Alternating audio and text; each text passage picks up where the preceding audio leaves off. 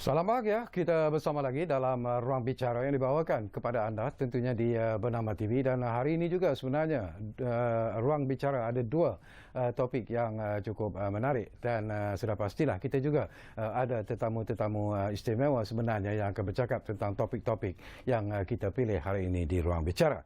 Dan sudah pasti jugalah kami menjanjikan seperti biasa bahawa topik-topik yang kami pilih adalah merupakan topik-topik yang cukup relevan dengan perkembangan semasa.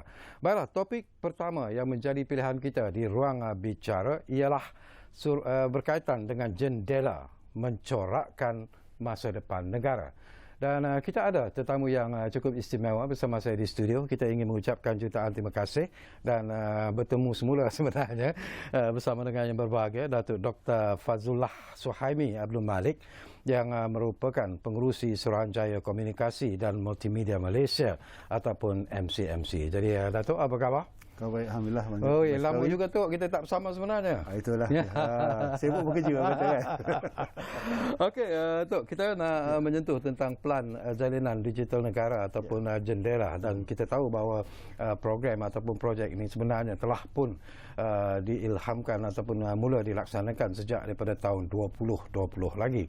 Dan mungkin menarik juga lah, Tok, di permulaan ini kita ingin mengetahuilah tentang perjalanan plan jendela setakat ini. Apakah ianya telah pun mencapai matlamat ataupun dalam bahasa yang mudah, apakah jendela sudah pun dibuka luas sebenarnya untuk kegunaan para pengguna kita? Terima kasih.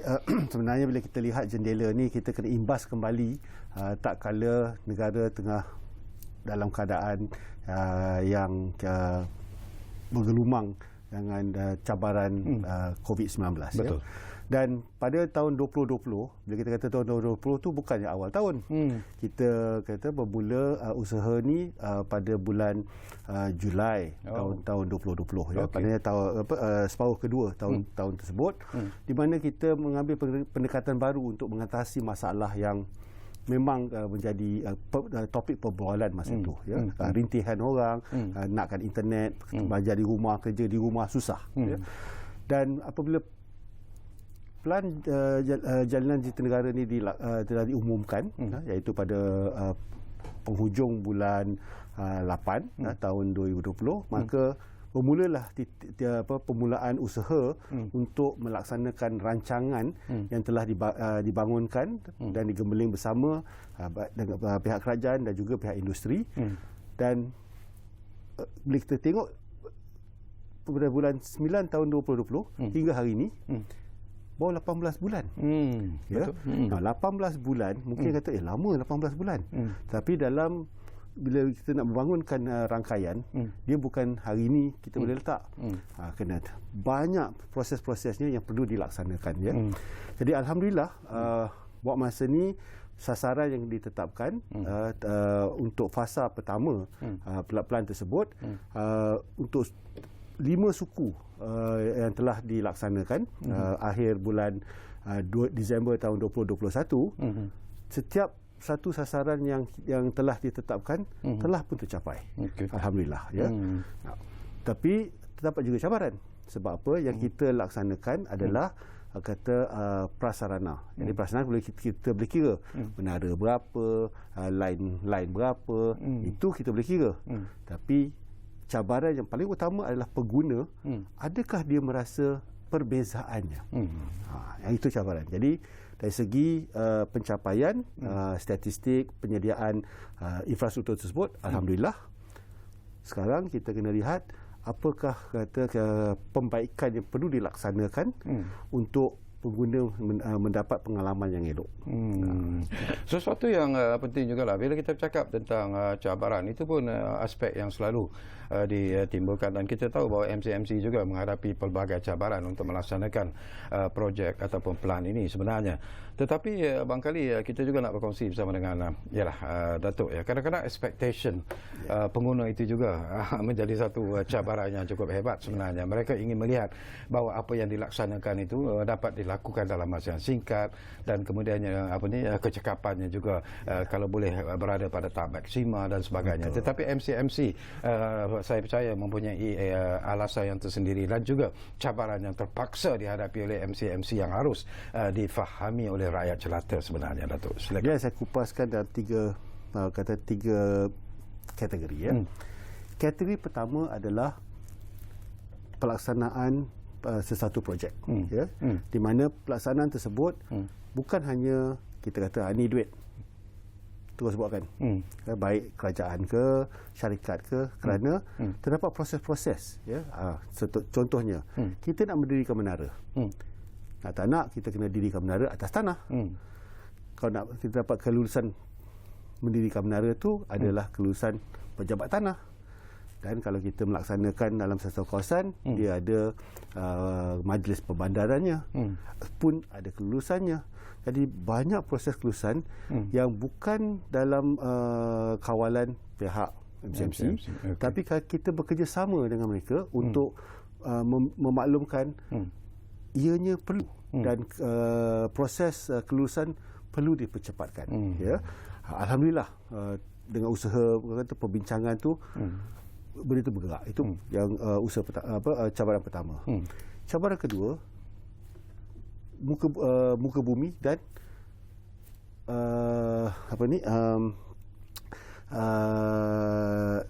dan juga musim cuaca. Keadaan cuaca yang tidak menentu. Bila kena monsun, tempat yang dalam pendalaman ni, you masuklah 4-wheel drive. 4-wheel drive tu melekat. Tak boleh bergerak. Jadi itu keadaannya kedua. Cabaran ketiga adalah barangan asas. Kita boleh mendirikan sesuatu, menara tu memerlukan besi.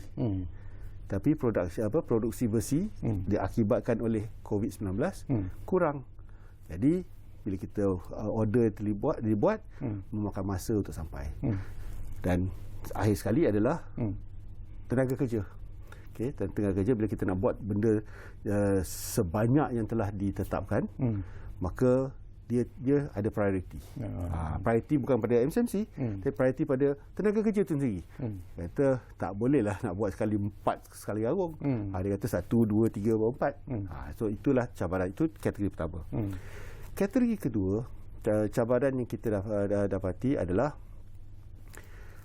dari segi pengguna itu sendiri.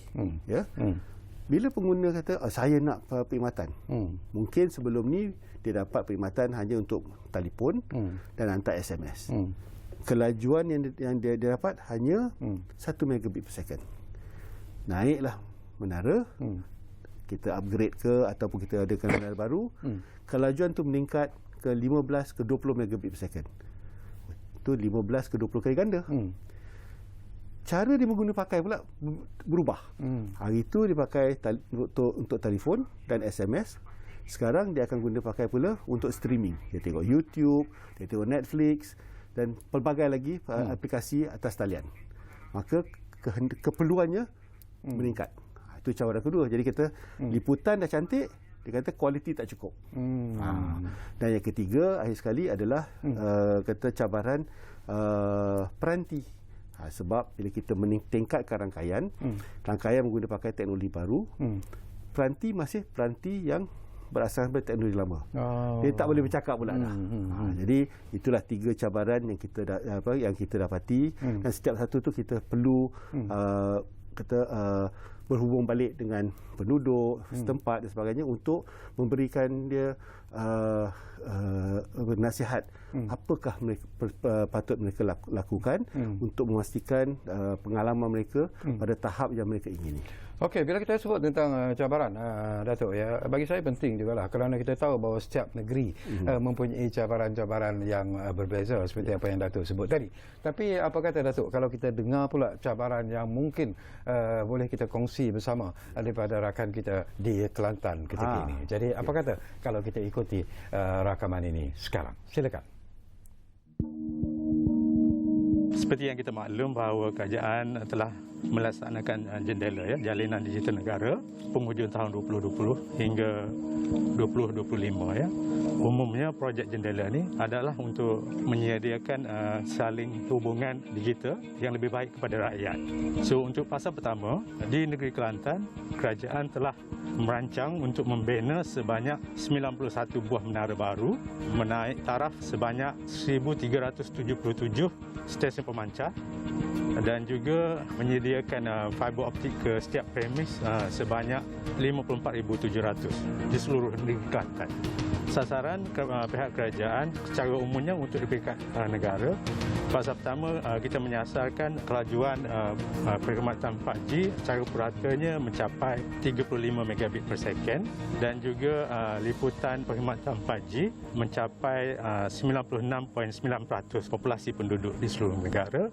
Bagi perkhidmatan fiber optik ke rumah, kerajaan menyasarkan sejumlah 7.5 juta rumah untuk diakses atau dilalui oleh getian fiber optik.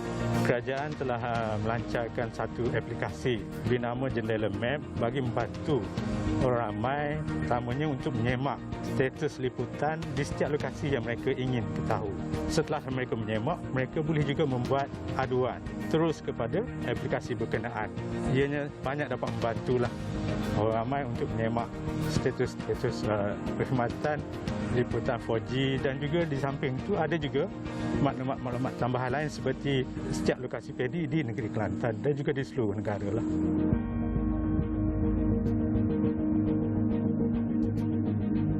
Okey, menarik itu di Kelantan sebenarnya dan kita merasa bangga dengan apa yang telah pun berjaya dicapai sebenarnya oleh MCMC bila kita bercakap tentang program yang dilancarkan Jendela yang telah pun dilancarkan di Kelantan.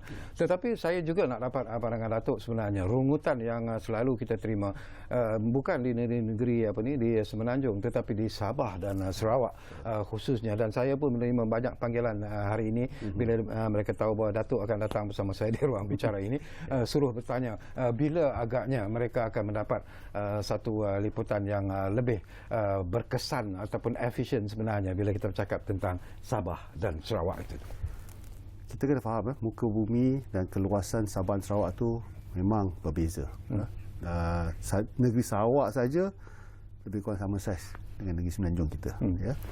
Dan taburan penduduk bukanlah setempat, memang taburan dia merata-rata. Dan apabila kita mulakan usaha kita untuk meningkatkan liputan, Sabah dan Sarawak bermula pada tahap yang betul-betul rendah. Kalau tempat lain mungkin dah 85, 88 ataupun ada yang 90 ya. Sabah hanya 60 lebih saja. Okey, jadi banyak pelaburan dilakukan dalam masa tempoh 18 bulan yang sebelum ni. Dan hari ini kita nampak Sabah dan Sarawak liputan telah meningkat. Ya, meningkat. Mungkin tak sampai 90 tapi dia dah telah melangkau 80%. Okey. Ya. Dan di Sabah dan Sarawak juga apabila tempat tu agak berjauhan, bekalan elektrik tidak sampai. Okey. Jadi isu bekalan menjadi satu perkara yang agak penting. Kalau bekalan ada tetapi dia tak stable macam di Sabah, maka sikit blackout. Sikit blackout, maka perkhidmatan akan terganggu. Ya.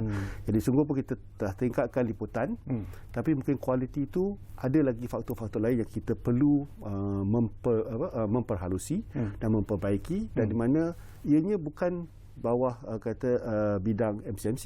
Kalau di elektrik kita kena bincang dengan Sabah Electric, kalau di Sarawak, Sarawak Electric Board dan sebagainya. Jadi itulah kita dapati memang menjadi masalah. Tetapi teknologi juga membenarkan kita menggunakan teknologi baru untuk membantu rakyat yang betul-betul di pendalaman. Baru ni saya telah pergi ke Menumbuk dekat di Sabah, dan di satu kampung dipanggil kampung Sangkabuk. Saya rasa Abang Cik Kahwin tak ada sampai pun. Tak sampai. Memang tak akan sampai. Kalau saya tak buat kerja ni pun, saya pun tak sampai. Ya. Dan bila kita pergi sana, masyarakat tu kita menyediakan perkhidmatan internet melalui satelit. Ya. Dan kampung tu ada 85 buah rumah. Kita ada 2 access point. Tiba-tiba ketua kampung kata, kawasan ni elok. Boleh tak tambah supaya orang yang di jarak jauh sikit boleh mendapat juga. Jadi kita kata InsyaAllah kita bantu. Tapi kalau dapat 100% tu payah sikit lah sebab taburan dia taklah setempat. Jadi kata kalau dapat, dia kata tak apa. Kalau dapat 80 ke 90% pun alhamdulillah. Jadi kita melaksanakan. Jadi inilah usaha yang kita laksanakan, tempat securuk-curuknya. Ya, jadi kalau kita dengar isu-isu tu, saya tak akan kata tak ada isu. Memang ada isu. Ya, dan kita cuba mengatasi dan macam saya kata penggunaan pun berbeza, keperluan berbeza. Jadi bila dulu kita bawa kapcai, bawalah speed macam ni. Kita naik ke motor besar sikit, kita bawa lagi laju. Dapat motor lagi besar, lagi laju. Samalah bila dapat perkhidmatan yang elok, kita guna pakai aplikasi lain. Tambah aplikasi. Jadi itu menjadi cabaran untuk kami dan untuk kami di MCMC, perancangan kami kalau yang seelok-eloknya perancangan dan pelaksanaan mendahului kehendak, tapi lazimnya kehendak mendahului perancangan dan pelaksanaan. Jadi kita terpaksa mengejar selalu. Okey tu, kebetulan kita sentuh tentang Sabah dan Sarawak dan saya difahamkan bahawa kita juga sebenarnya ada bingkisan dari Sabah yang mungkin boleh kita kongsikan bersama dengan penonton kita di ruang bicara ini. Silakan.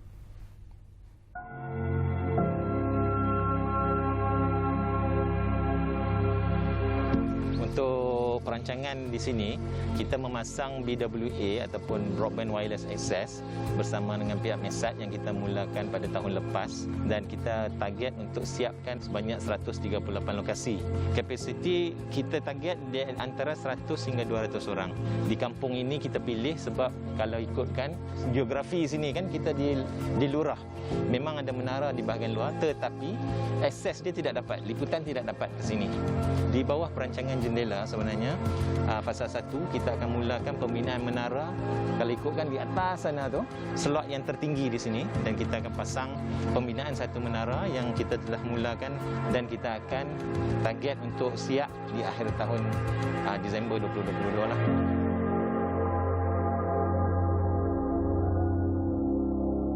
Okey, menarik sebenarnya bingkisan dari Sabah dan bertepatan jugalah dengan apa yang Datuk sebut. Jadi kita mengharapkan bahawa rakyat kita di Sabah, warga ataupun keluarga Malaysia di Sabah dan juga Sarawak bersabar buat seketika kerana MCMC sebenarnya sentiasa memberi perhatian serius kepada keluarga Malaysia di Sabah dan Sarawak. Tetapi satu lagi isu juga yang saya nak dapatkan pandangan Datuk secara ikhlasnya. Kadang-kadang untuk menjayakan projek ataupun plan seperti ini memerlukan kerjasama yang erat daripada semua pihak. Jadi setakat ini apakah Datuk merasa berpuas hati dengan kerjasama yang diberikan oleh kerajaan negeri, misalnya PBT dan juga mungkin agensi-agensi lain yang terlibat? Jadi mungkin kita dapat pandangan dan juga komen Datuk. Alhamdulillah, sebenarnya ada usaha dan interaksi yang berterusan. Kita dapati banyak agensi sekarang memahami kenapa internet itu perlu. Jadi sungguh pun kita kena COVID, kita kata alamak, kita dah kena COVID, negara kita kata terjejas dan sebagainya. Tapi disebabkan COVID tu, orang tiba-tiba rasa kalau kena COVID, internet mesti ada. Jadi bila dia kata kenapa internet tak ada, kita kata sebab ni siapa kena buat? Yang ini awak kena buat, yang ini awak kena buat. Jadi senang kita berbicara dan mereka pun senang menerima. Jadi kalau dulunya kita kata internet ni patut menjadi satu utility awam, itu cerita daripada 2010 tak bergerak. Dengan adanya COVID, dalam masa 12 bulan setiap negeri menerima pakai, iaitu internet adalah satu utility awam. Itu penting sebab dari segi perancangan, kelulusan perancangan, tanpa kita mengkategorikan ia sebagai utility, maka pembangunan akan naik tanpa perkhidmatan. Kalau ianya adalah satu utility, bila pembangunan baru naik, ia akan datang bersama dengan elektrik dan air. Ini dia 3 keperluan asas mana-mana pembangunan. Itu alhamdulillah. Jadi itu kita dapati penerimaan dan bantuan kita dapat daripada agensi kata lebih elok daripada dahulu. Tapi macam saya katakan tadi, pengguna dia tak sabar. Benda dia dah dapat, dia kata bila dia tak dapat lebih lagi ni. Kan? Jadi sungguh pun kita rasa dah elok, kita masih mempunyai ruang untuk mempercepatkan proses. Masih lagi ada ruang untuk kita melihat tata cara baru untuk pelaksanaan tu kita boleh percepatkan. Dan ini bukan hanya MCMC, kesemuanya. Dan alhamdulillah lah, dan bagi kami di MCMC, kami kerap turun untuk berjumpa dengan stakeholder kami, pejabat negeri, saya sendiri, rakan-rakan pengurusan. Memang kadang-kadang tak kira hujung minggu dah. Tak ada hujung minggu.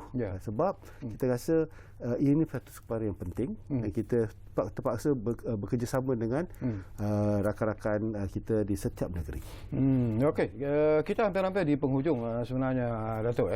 Masa mencemburui kita. Tapi saya difahamkan, mungkin menarik jugalah kalau di penghujung ini kita berkongsi tentang kejayaan yang dikecapi oleh rakan kita di Kelantan. Jadi mungkin ini juga sesuatu yang menarik untuk kita saksikan secara bersama di Ruang Bicara.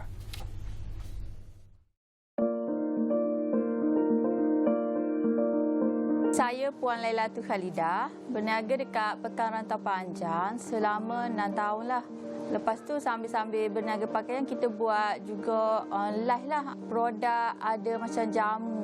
Sebelum ada menara ni, kalau buat live, dia sangkut-sangkut lah. Kalau orang tengok live pun jadi macam keluar masuk lah. Sejak ada pencawang ni, line dia laju. Kita nak buat live ke apa, memang laju sangat. Baru ni kampung ni dilanda banjir, tapi sejak ada pencawang ni kita boleh lagi lah berhubung dengan sanak saudara, lancar lah. Jadi anak-anak duduk di luar sana, hok bimbel. Jadi kita boleh berhubung dengan dia sebab ada pencawang ni. Bagi pihak saya nak berterima kasih lah kerana memudahkan lagi kita nak guna line macam tu. Okey, menarik sebenarnya, Datuk, komen itu. Dan itu juga membuktikan hakikat yang hakiki bahawa sebenarnya pelan jalinan digital negara ataupun jendela ini sebenarnya memberi faedah dan juga manfaat yang cukup hebat sebenarnya. Baik, kita ada lebih kurang 2-3 minit saja lagi. Jadi mungkin di penghujung ini, apa lagi yang ingin Datuk sampaikan kepada penonton-penonton kita? Sedar tak sedar, Perdana Jendela ni akan berhujungnya fasa 1 pada tahun ini, ya. Dan fasa 2 akan menjadi lebih mencabar kerana kita akan pergi ke tempat-tempat yang lebih pendalaman, ya. Perancangan tu akan bermula tak lama lagi dan insya-Allah kita akan umumkan perincian perancangan tersebut. Buat masa ini kita memberi fokus terhadap pelaksanaan fasa 1, ya. Dan alhamdulillah untuk jendela kita tidak lagi bercerita kita merancang. Untuk jendela kita merancang dan kita melaksanakan. Dan saya minta sangat-sangat kepada pengguna bersabar sedikit sebab ia sesuatu bukan yang kita boleh buat dengan sekelip mata. Tadi tengok beberapa paparan menunjuk tempat yang jauh-jauh, dan bukan senang.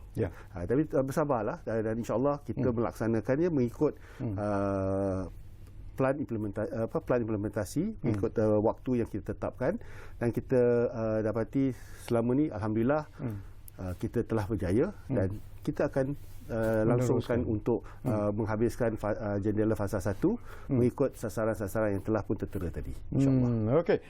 Kami cukup berterima kasih sebenarnya di atas kehadiran Datuk Dr. Fazlullah Suhaimi Abdul Malik, iaitu pengerusi MCMC bersama dengan kami di Ruang Bicara ini. Dan saya juga difahamkan bahawa ini ada satu berita yang agak menarik juga sebenarnya. Ruang Bicara khas akan ke udara setiap hari Khamis bersama dengan MCMC. Jadi mungkin ini juga satu berita yang cukup menggembirakan, bukan saja di pihak kami tetapi juga saya kira kerjasama bernama TV dan juga MCMC ini diharap akan menjadi lebih kuat dan juga lebih erat. Baik, sebelum kita berpisah, kita akan menyambut bulan Ramadan. Jadi mungkin ada apa-apa yang ingin Datuk sampaikan sempena dengan bulan Ramadan Al-Mubarak nanti? Terima kasih, bang. Saya ingin mengucapkan bagi pihak MCMC kepada semua rakyat yang akan kata berpuasa untuk kita sambut bulan Ramadan, untuk kita sama-sama mengamatikan ibadah puasa kita, insya-Allah, dan selepas sebulan insya-Allah kita pun boleh beraya. Alhamdulillah, insya-Allah. Baik, terima kasih sekali lagi kepada Datuk Dr. Fazrul kerana sudi bersama kami di ruang bicara ini. Walaupun saya tak puas sebenarnya masa yang begitu singkat, tapi insya-Allah dari masa ke semasa seperti yang kami janjikan lebih khas setiap hari Khamis bersama dengan MC-MC akan ke udara, dan mungkin banyak lagi info-info menarik yang akan kami sampaikan kepada anda melalui ruang bicara khas ini. Baiklah, kita berpisah di sini, tetapi anda jangan ke mana-mana. Kembali semula sebentar saja lagi bersama kami di ruang bicara kerana kita ada satu lagi topik yang cukup penting yang akan kita bincangkan. Kita jumpa lagi selepas ini.